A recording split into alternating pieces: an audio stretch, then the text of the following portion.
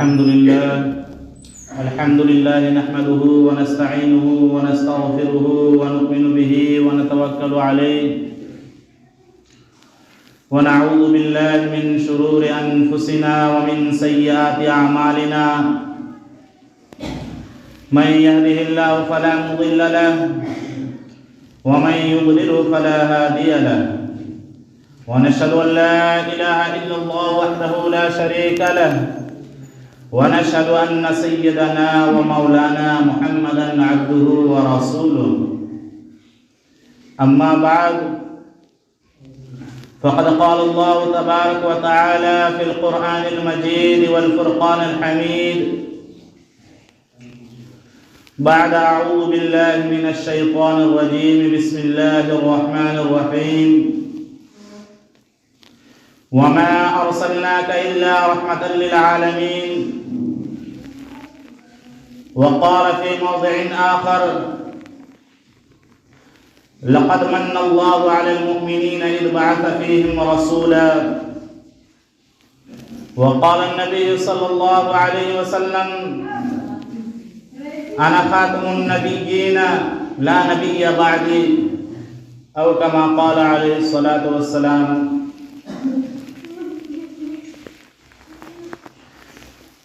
दुनिया में बहुत से आए पाक मुकर्रम बनकर, दुनिया में बहुत से आए पाक मुकर्रम बनकर, लेकिन कोई ना आया रहमतुल लिल आलमीन बनकर। अज़ीज़ान गिरामी, अल्लाह रब्बुल इज़्ज़त का बेहद एहसान है कि उसने हमें और आपको फिर से इस जुमातुल मुबारक में शरीक होने की तौफीक अता फरमाए। अल्लाह रब्बुल इज़्ज़त से दुआ है कि अल्लाह तबारक व तआला मुझे सही सही कहने और हम सबको उस पर अमल पैरा होने की तौफीक अता फरमाए। मेरे अज़ीज़ों, अल्लाह तबारक व तआला ने हमें दो नेमतें ऐसी दी है कि जिसका कोई नेमत बदल नहीं है। वो दो नेमतें क्या है? उनमें से पहली नेमत वो इस्लाम है। यानी अल्लाह तबारक व तआला ने हमें इस्लाम की दौलत से सरफराज फरमाया, वरना ना मालूम हम जिस वक्त पैदा हुए उस वक्त हमारे दूसरे मज़ाहिब के साथी भी पैदा हुए, लेकिन कोई तो यहूदियों के घर में पैदा हुआ, कोई तो ईसाइयों के यहाँ पैदा हुआ, कोई तो सिखों के यहाँ पैदा हुआ, कोई तो हिंदुओं के यहाँ पैदा हुआ। लेकिन अल्लाह रब्बुल इज़्ज़त का हम पर यह बहुत बड़ा एहसान है कि उसने हमें और आपको एक मुसलमान घराने में पैदा फरमाया। बहुत से तो ऐसे हैं जो मंदिरों के अंदर घंटियां बजा रहे हैं, लेकिन अल्लाह रब्बुल इज़्ज़त का हम पर यह बहुत बड़ा एहसान है कि उसने हमें इस जुमातुल मुबारक में शरीक होने की तौफीक अता फरमाई है। इसी के बारे में अल्लाह रब्बुल इज़्ज़त ने इरशाद फरमाया, अल यौम अकमलतु लकुम दीनकुम व अतममतु अलैकुम निअमती, कि आज मैंने तुम पर तुम्हारे दीन को मुकम्मल कर दिया है और तुम पर अपनी नेमतों को कामिल कर दी है। यानी अल्लाह तबारक व तआला ने दीन को नेमत करार दिया है। इसीलिए तो फरमाया कि अगर कोई बंदा ला इलाहा इल्लल्लाह मुहम्मदुर रसूलुल्लाह पढ़ लेता है और वो उम्र भर का काफिर और मुशरिक भी हो तो अल्लाह रब्बुल इज़्ज़त उसको बख्श देते हैं और उसके गुनाहों को माफ फरमा देते हैं। यह तो अल्लाह रब्बुल इज़्ज़त की पहली नेमत है जिसका कोई नेमत बदल नहीं है। दूसरी नेमत आका अलैहिस्सलातु वस्सलाम की दात बाबरकत है कि अल्लाह तबारक व तआला ने हमें और आपको आका अलैहिस्सलातु वस्सलाम का उम्मती बनाया। ये अल्लाह तबारक व तआला का हम पर बहुत बड़ा एहसान है। अल्लाह रब्बुल इज़्ज़त ने अनगिनत नेमतें हमें अता की, लेकिन कभी एहसान नहीं जतलाया। अल्लाह रब्बुल इज़्ज़त ने तो यहाँ तक फरमाया कि वइन तउद्दू निअमतल्लाहि ला तुहसूहा, कि अगर तुम मेरी नेमतों को गिनना चाहो, शुमार करना चाहो तो गिन नहीं सकते, शुमार नहीं कर सकते। अल्लाह रब्बुल इज़्ज़त ने हमें आंखें दी लेकिन एहसान नहीं जतलाया, कान दिए लेकिन एहसान नहीं जतलाया, हाथ पांव दिए लेकिन एहसान नहीं जतलाया। आसमान, जमीन, नबातात, जायदाद, हर चीज को पैदा किया लेकिन अल्लाह तबारक व तआला ने एहसान नहीं जतलाया। हत्ता कि अल्लाह तबारक व तआला ने 1,23,999 कमोबेश अंबिया अलैहिस्सलाम को इस दुनिया के अंदर मबऊस फरमाया लेकिन एहसान नहीं जतलाया। लेकिन जब आका अलैहिस्सलाम को इस दुनिया में मबऊस फरमाया तो आका अल्लाह तबारक व तआला खुद इरशाद फरमा रहे हैं कि लक़द मन्नल्लाहु अलल मुअमिनीना इज़ बअथ फ़ीहिम रसूला, कि तहक़ीक़ अल्लाह रब्बुल इज़्ज़त ने मोमिनों पर एहसान जतलाया जबकि उन्हीं में का एक रसूल भेजा। और एहसान क्यों न जतलाते जबकि इस नबी की उम्मती बनने के लिए ना मालूम कितने अंबिया अलैहिस्सलाम ने अल्लाह रब्बुल इज़्ज़त से दुआ की कि या अल्लाह मुझसे नबूवत ले ले और इस नबी का उम्मती बना दे। हज़रत मूसा अला नबीना अलैहिस्सलाम के बारे में आता है कि उन्होंने अल्लाह रब्बुल इज़्ज़त से दुआ की, या अल्लाह मुझसे मेरी नबूवत को वापस ले ले और मुझे नबी आखिर ज़मां सल्लल्लाहु अलैहि वसल्लम का उम्मती बना दे। तो अल्लाह रब्बुल इज़्ज़त ने तो हमें बिन दुआ मांगी इस नबी का उम्मत बना दिया। ये अल्लाह रब्बुल इज़्ज़त का बहुत बड़ा एहसान है।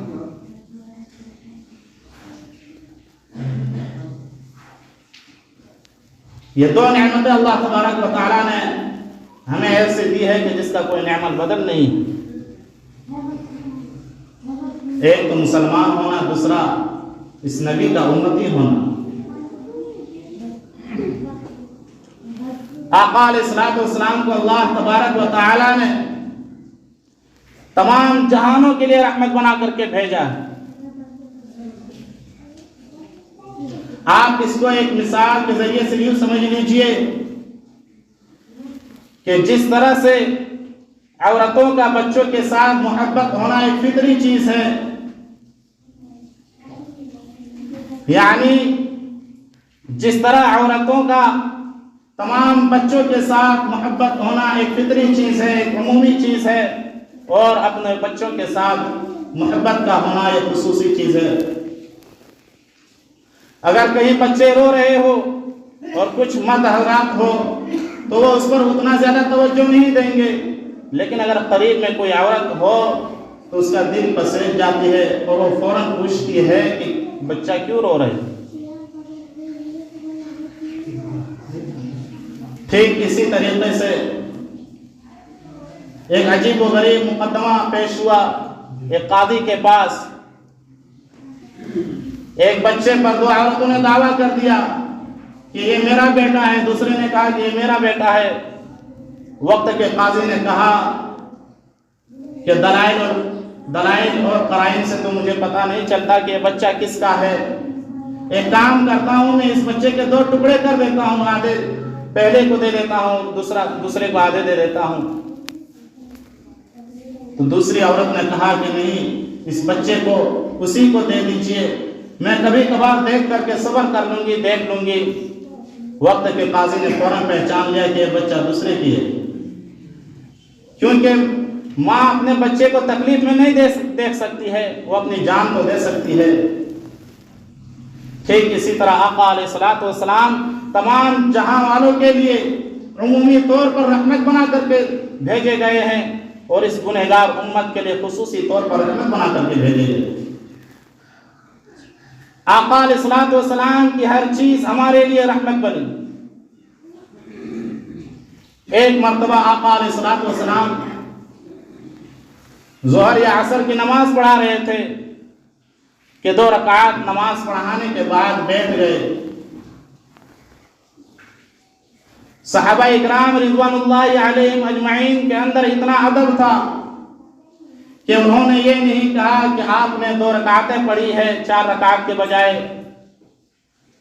बल्कि सहाबा ने अर्ज़ किया, या रसूलुल्लाह सल्लल्लाहु अलैहि वसल्लम, क्या इस नमाज की अब 2 रकातें हो गई है?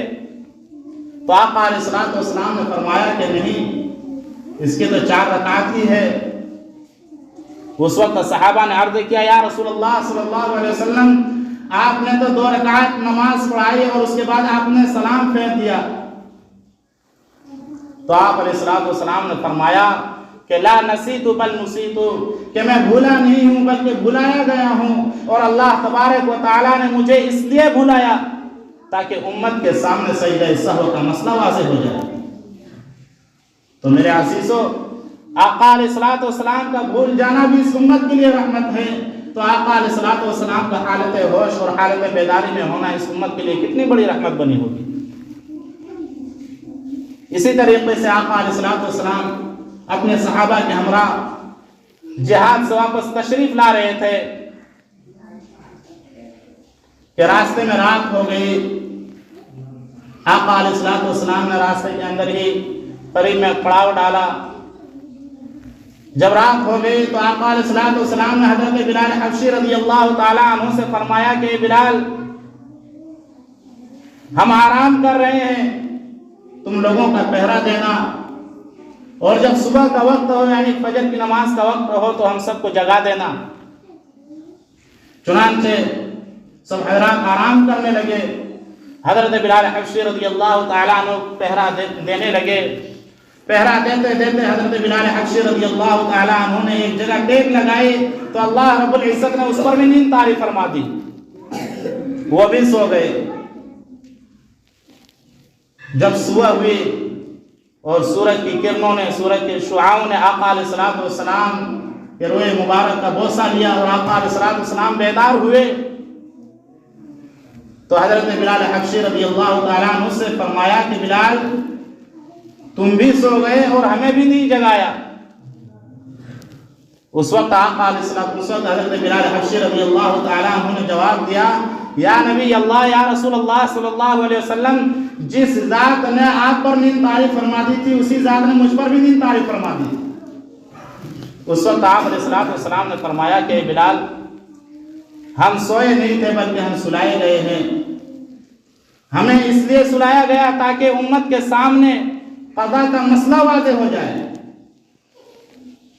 तो मेरे अज़ीज़ों, आका अलैहिस्सलाम का सो जाना भी इस उम्मत के लिए रहमत है।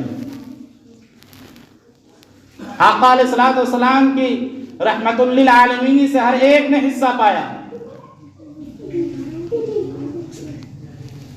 आका अलैहिस्सलाम के इस दुनिया में आने से पहले माँ का कोई इज्जत ना था, उनकी कोई कदर और कीमत ना थी। दुनिया को उस वक्त माँ की अजमत का अभी पता नहीं था। जब आप अलैहिस्सलाम इस दुनिया के अंदर तशरीफ लाए तो आका अलैहिस्सलाम ने इरशाद फरमाया, अल जन्नतु तहत अक़दामिल उम्महात, के जन्नत माँ के कदमों के नीचे है। तो आका अलैहिस्सलाम के रहमतुल लिल आलमीन से माँ ने भी हिस्सा पाया। आका अलैहिस्सलाम के रहमतुल लिल आलमीन से बेटियों ने भी हिस्सा पाया। ज़माने जाहिलियत में बेटियों की कोई कदर नहीं थी, उनकी कोई इज्जत वक़ार नहीं थी। अगर किसी के यहाँ बेटी पैदा हो जाती तो लोगों के दिल सियाह हो जाते थे, उनको कुढ़न महसूस होती थी, तकलीफ होती थी कि हमारे यहाँ बच्ची पैदा हुई है। मेरे अज़ीज़ों, मुझे मक्का का वो तारीखी वाक़या याद आता है कि जिस वाक़ये को एक अंग्रेज ने भी अपनी किताब के अंदर नकल किया है, जिस वाक़ये ने पूरी दुनिया के आंखों को धुंधला दिया है, जिस वाक़ये को सुन करके रोंगटे खड़े हो जाते हैं। उस अंग्रेज ने अपनी किताब के अंदर लिखा है कि ज़माने जाहिलियत से पहले लोग अपनी बेटियों को जिंदा दरगोर कर दिया करते थे, दफन कर दिया करते थे। आका अलैहिस्सलाम की मजलिस कायम थी, तमाम सहाबा इकराम मौजूद थे। एक शख्स आकर के आका अलैहिस्सलाम से अर्ज करता है, या रसूलल्लाह सल्लल्लाहु अलैहि वसल्लम, मैंने बहुत बड़ा गुनाह किया है, क्या मुझे माफी मिल सकती है? आका अलैहिस्सलाम ने, हाँ क्यों नहीं, बताओ तो सही कि तुमने क्या गुनाह किया है। तो वो शख्स कहने लगा कि नहीं, मेरा गुनाह तो पहाड़ों से भी बढ़कर है, मेरा गुनाह तो बहुत बड़ा है। आका अलैहिस्सलाम ने फरमाया, क्या तूने शिर्क किया है? उसने कहा कि नहीं, शिर्क से भी बड़ा गुनाह है। आका अलैहिस्सलाम ने फरमाया, क्या तूने झूठ बोला है? कहा कि नहीं, इससे भी बड़ा गुनाह किया है। तो आका अलैहिस्सलाम ने फरमाया कि आखिर बताओ तो सही, तूने गुनाह क्या किया है?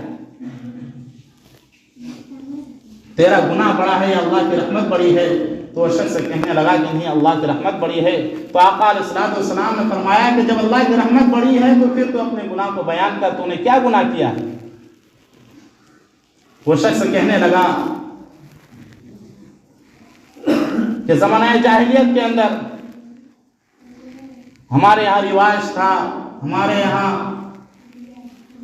एक रिवाज चल रहा था, और उस वक्त अबू जहल हमारा सरदार था। मेरे यहाँ एक बच्ची पैदा हुई जो कि 14 साल बाद पैदा हुई थी। मेरा ना कोई बेटा था ना बेटी थी, और अल्लाह रब्बुल इज्जत ने जब मुझे बच्चा दिया तो वो भी बेटी दी। मेरी बीवी कहने लगी कि मैं इसे जिंदा दफन करने नहीं दूंगी, मैं इसे छुप करके पालूंगी, इसकी परवरिश करूंगी। वो शख्स कहने लगा कि मैं भी राजी हो गया कि चलो ठीक है, हम इसकी परवरिश कर देते हैं। जब 2-3 साल हो गया तो किसी ने अबू जहल को खबर कर दी कि फलां शख्स के यहाँ तो बेटी है और वो उसकी परवरिश कर रहे हैं। तो अबू जहल ने घरे मजमे में, चौराहे में मेरे गिरबान को पकड़ा और पकड़ करके कहने लगा कि मुझे पता चला है तेरे यहाँ एक बच्ची है जिसकी तुम परवरिश कर रहे हो। कल को तू अपने घर दामाद लेकर के आएगा, कल को कोई तेरे घर रिश्ता लेकर के आएगा तो कुरैशियों के नाक कटवाएगा। और अबू जहल ने यह कह करके मुझे धमकी दी कि जाओ तुम उस बच्ची को अभी के अभी फौरन कत्ल कर दो, अगर तूने ऐसा नहीं किया तो मैं तेरे घर बार को जला कर रख दूंगा। वो शख्स कहने लगा कि मैं मजबूर था, परेशान था, क्या करता। मैं घर वापस आया और जब भी मैं घर वापस आता था तो मेरी 2-3 साल की बच्ची मेरे साथ चिमट जाती थी, मेरे दिन की थकावट को दूर कर देती थी, वो मेरी आंखों की ठंडक थी। लेकिन जब मैं उस दिन घर वापस आया तो हस्बे मामूल मेरी बच्ची मुझसे चिमटने के लिए दौड़ी हुई आ रही थी। जब मेरे करीब आई तो मैंने उसे धक्का दे दिया, मैंने उसे धकेल दिया और अपने से दूर कर दिया। और मैं अपनी बच्ची से कहने लगा कि चलो मैं तुझे तेरे मामू के यहाँ छोड़ देता हूँ, क्योंकि अबू जहल वरना तुझे कत्ल कर देगा। ये सुन करके वो बच्ची सहम गई, डर गई, घबरा गई। उस शख्स ने ना तो अपनी बीवी को बताया ना अपनी बच्ची को बताया, और वो अपनी बच्ची को नहला धुला करके नए नए कपड़े पहना करके अपने कंधे के ऊपर बिठा करके लेकर जाने लगा। रास्ते में एक मजदूर का एक कुदाल था, उस कुदाल को भी एक कंधे पर रख लिया। जाते जाते वो जंगलात की तरफ चला जाता है, पहाड़ियों को पार करने लगता है। तो बच्ची कहने लगती है कि अब्बू जान, इस जंगल में तो मेरा मामू का घर नहीं है, मेरा मामू का घर इधर कहाँ है, अब कहाँ लेकर जा रहे हो? वो शख्स कहने लगा कि मैंने कुछ न सुना, मैंने कोई जवाब नहीं दिया। जब उस पहाड़ को पार किया तो उसके पीछे कब्रिस्तान था, मैं वहां रुक गया और मैंने अपनी बच्ची को जमीन के ऊपर बिठा दिया और मैं कब्र तैयार करने लगा। मैं कब्र खोदने लगा तो वो बच्ची अपने दुपट्टे को जमीन पर रख करके वो मेरे पास आती है और मेरे चेहरे से गर्द गुबार को दूर करती है, मेरे जिस्म से लगे हुए गर्द गुबार को दूर करती है और गड्ढे से अपने हाथ नन्हे नन्हे हाथों से मिट्टी को उठा करके बाहर फेंकती है और मेरे साथ हाथ बटाती है। अजीज़ान गिरामी, आका अलैहिस्सलाम फरमाते हैं कि मेरे आंखों से आंसू जारी हो गए। सहाबा इकराम रोने लगे। आका अलैहिस्सलाम ने उस शख्स से फरमाया कि आगे बताओ फिर क्या हुआ। वो शख्स कहने लगा कि जब कब्र बन करके तैयार हो गई और मैं अपनी बच्ची को उस कब्र के अंदर डालने के लिए, उस कब्र के अंदर रखने के लिए जब उसे उठाया तो बच्ची रोने लगी और कहने लगी कि अब्बा जान आप क्या कर रहे हो। तो मैं कहने लगा कि मैं तुझे जिंदा दरगोर कर दूंगा, जिंदा दफन कर दूंगा। वो बच्ची रोने लगती है और कहती है अब्बू जान मुझे बताओ तो सही कि मेरा कसूर क्या है, मेरा जुर्म क्या है, किस जुर्म के पादाश में आप मुझे दफन कर रहे हो। वो बच्ची जब उसके ऊपर मैंने रेत के तोदा डाला, यानी रेत डालने लगा, मिट्टी डालने लगा, तो बच्ची फिर रो करके कहने लगती है कि अब्बू जान मुझे छोड़ दे, अगर मुझसे अगर तुझे इतनी नफरत हो गई है तो आप मुझे जिंदा छोड़ दे। मैं इस घने जंगलात के अंदर जैसे तैसे अपनी जिंदगी गुजार लूंगी, मैं कभी तेरे घर वापस नहीं आऊंगी, मैं कभी तुझे अपना चेहरा नहीं दिखाऊंगी। वो बच्ची रोने लगती है, चिल्लाने लगती है और कहती है अब्बू जान मैं कभी तुझे परेशान नहीं करूंगी, कभी चाय नहीं मांगूंगी, कभी बिस्किट नहीं मांगूंगी, ना कभी किसी बात पर जिद करूंगी, मुझे छोड़ दे। वो शख्स कहने लगा कि मैंने कुछ ना सुना, मुझे जरा तरस भी ना आया और मैं फिर मिट्टी डालने लगा। तो बच्ची फिर कहती है कि अब्बू जान अगर आपको मुझे जिंदा दफन ही करना था तो मुझे घर पे बता देते, कम से कम मैं अपनी माँ को तो सलाम कर लेती, अपनी माँ को तो कुछ कह देती। वो शख्स कहता है कि मुझे उस पर भी तरस ना आया और मैंने अपने हाथों उस पर मिट्टी डाल दी। मेरे अजीजों, आका अलैहिस्सलाम के आंखों से आंसू जारी हो गए और सहाबा इकराम रिज़वानुल्लाहि अलैहिम अजमईन रोने लगते हैं। वो शख्स कहता है कि जब मैं अपनी नन्ही सी बच्ची को कब्र के अंदर डाल करके मिट्टी दे करके घर वापस आया और मैं जब रात को सोया तो ख्वाब में वो बच्ची आती है और कहती है अब्बू जान याद रखो कल क़यामत के दिन मेरा हाथ होगा, आपका गिरेबान होगा, मैं आपसे कल क़यामत के दिन पूछूंगी। जिस वक्त आका अलैहिस्सलाम की महफिल कायम होगी, अल्लाह रब्बुल इज्जत की बड़ी अदालत कायम होगी कि आखिर आपने मुझे किस जुर्म के पादाश में मुझे दफन किया है। वो शख्स कहता है कि उस दिन से आज तक मुझे सही तरीके से नींद नहीं आई, मेरे ऊपर लर्जा तारी हो गई है। आका अलैहिस्सलाम फरमाते हैं कि शख्स तूने तो गुनाह बहुत बड़ा किया है, लेकिन अल्लाह रब्बुल इज्जत की रहमत बहुत बड़ी है। तू एक काम कर, तू ला इलाहा इल्लल्लाह मुहम्मदुर रसूलुल्लाह पढ़ करके मुसलमान हो जा, अल्लाह रब्बुल इज्जत तेरे इस गुनाह को माफ फरमा देगा।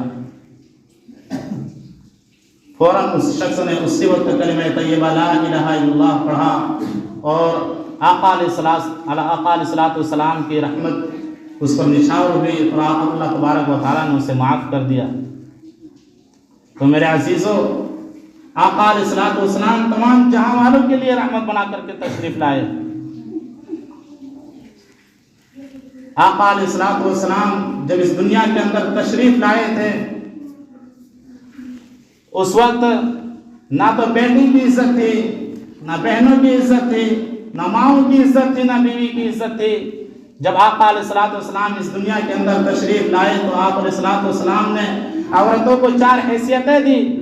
आप अलैहिस्सलाम ने फरमाया कि अगर कोई तेरी बहन है तो वह तेरी इज्जत है, अगर कोई तेरी बेटी है वो तेरी आबरू है, अगर कोई तेरी बीवी है तो उसका खर्चा तेरे ऊपर वाजिब है, अगर कोई तेरी माँ है तो उसके कदमों के नीचे जन्नत है, एक दूसरे मौके पर आका अलैहिस्सलाम ने इरशाद फरमाया कि अगर कोई शख्स अपनी 2 बेटियों की परवरिश करता है और उसे उसकी अच्छी तरबियत करता है, उसे तालीम देता है और उसके साथ साथ जब वो बालिग हो जाए तो उसका निकाह कर देता है, तो वह शख्स कल क़यामत के दिन यानी जन्नत के अंदर जिस तरह ये 2 उंगलियां हैं, इसी तरह कल क़यामत के दिन अल्लाह तबारक व तआला उसको मेरे नज़दीक कर देगा, मुझे मेरा कुर्ब अता कर देगा। तो मेरे अज़ीज़ों, आखिर में अल्लाह रब्बुल इज़्ज़त से दुआ है कि अल्लाह तबारक व तआला हम सब इन बातों पर अमल करने की तौफ़ीक़ अता फरमाए। आमीन। व आखिरु दावाना अल्हम्दुलिल्लाहि रब्बिल आलमीन।